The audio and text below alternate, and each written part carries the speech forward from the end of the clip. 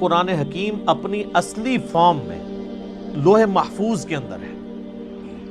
یہ ہمارے ہاتھ میں جو قرآن ہے نا، یہ اس کی اتھینٹک کاپی ہے. اصل میں جو قرآن ہے نا، وہ اللہ نے لوح محفوظ میں لکھا ہوا ہے. بل ہوا قرآن مجید فی لوح محفوظ. سورۃ الواقعہ میں بھی آیا نا کہ وہاں سے اس کو کس نے، تنزیل من رب العالمین، یعنی یہ رب العالمین کا اتارا ہوا ہے. لا یمسہ الا المطہرون، یعنی جو قرآن حکیم ہے نا، اس کو وہاں پر پاکیزہ فرشتے ہی چھوتے ہیں، کوئی وہاں پہ پہنچ نہیں سکتا. اللہ نے اسے اتارا ہے. یہ جنات کے اثر سے نہیں ہے، شیاطین کے اثر سے نہیں ہے.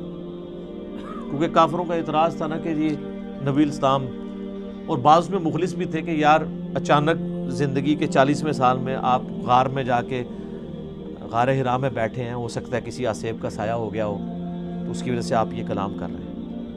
تو وہ تو پھر آپ کو پتہ ہے آسیب کے سائے والوں کی حالت یہ تو نہیں ہوتی، ان کی تو حالت ہی کچھ اور ہوتی ہے. وہ صحیح مسلم میں بڑی مشہور حدیث ہے نا، ایک بندہ ہے جو جھاڑ پھونک کیا کرتا تھا آسیب کے سائے کے لیے، جادو ٹونا کا علاج.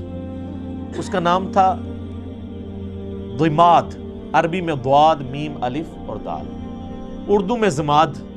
کئی مسلمان رکھتے بھی ہیں نام کو، لیکن وہ جن کے نام زماد ہے نا، ان کو پوچھے نا کہ نام آیا کہاں سے ہے، ان بیچاروں کو مسلم شریف کی حدیث نہیں پتا ہوگی کہ زماد ہے کون تھا.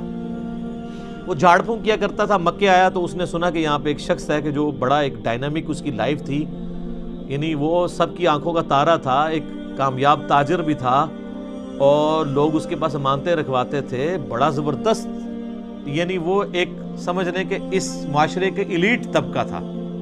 تو اچانک اس کو کچھ ہو گیا اور لوگ پریشان ہیں. ظاہر ہے جس نے 40 سال تک کوئی بات ہی نہ کی ہو اس ٹاپک پہ، اور اب وہ کہے کہ میں اللہ کا پیغمبر ہوں، مجھ پہ یہ کلام نازل ہوا ہے، تو لوگ تو پریشان ہو جائیں گے. تو اس نے کہا کہ میں جھاڑ پھونک جانتا ہوں، اگر تو مجھے اس کے پاس لے جاؤ تو مجھے امید ہے کہ میں اس کا علاج کروں. اس کو کیا پتا تھا کہ علاج اس کا نہیں، اس کا اپنا ہو جائے گا. تو لوگ اسے لے گئے نبی الاسلام کے پاس.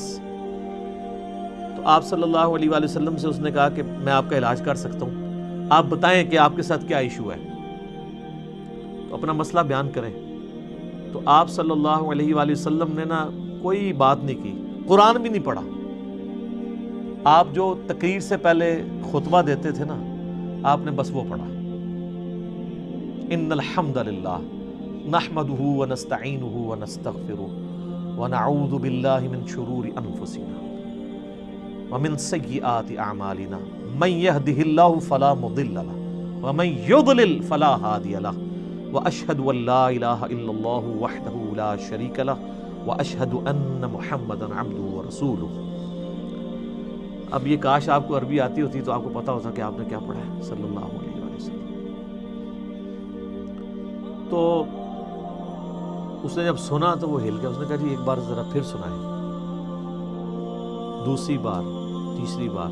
اس نے کہا جی میں گواہی دیتا ہوں کہ آپ اللہ کے پیغمبر ہیں، اپنا ہاتھ بڑھائیں اور مجھے مسلمان کریں.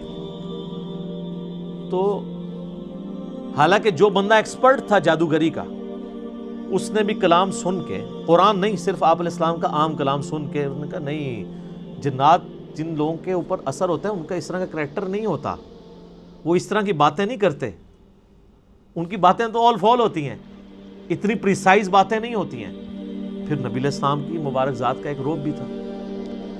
جو بندہ جادو کا، ان ساری چیزوں کا ایکسپرٹ تھا، اس نے ڈکلیئر کر دیا کہ جادوگر نہیں ہے.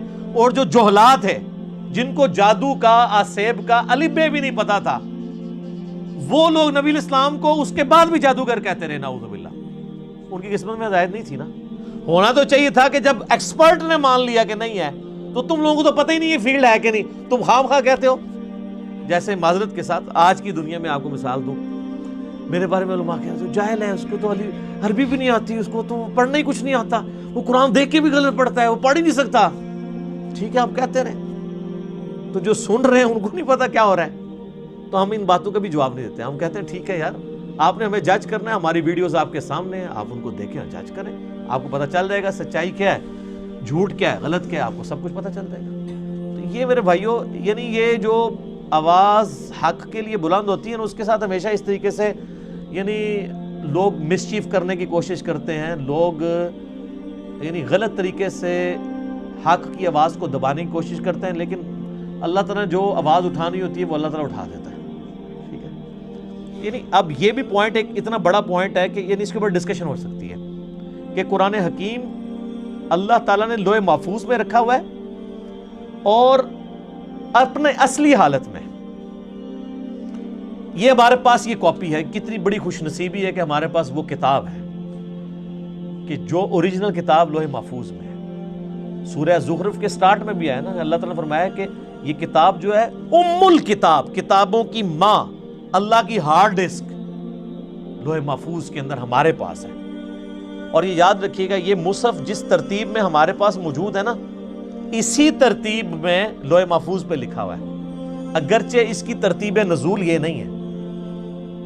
مصحف کی ترتیب آپ پتہ ہے نا، سورۃ العلق کی پہلی 5 آیات نازل ہوئی ہیں، وہ تو پارہ نمبر 30 میں ہے۔ سورہ بقرہ جو ہے وہ اس وقت نازل ہوئی ہے جب 2/3 قرآن نازل ہو چکا ہوا تھا، مکی قرآن وہ شروع میں ہے۔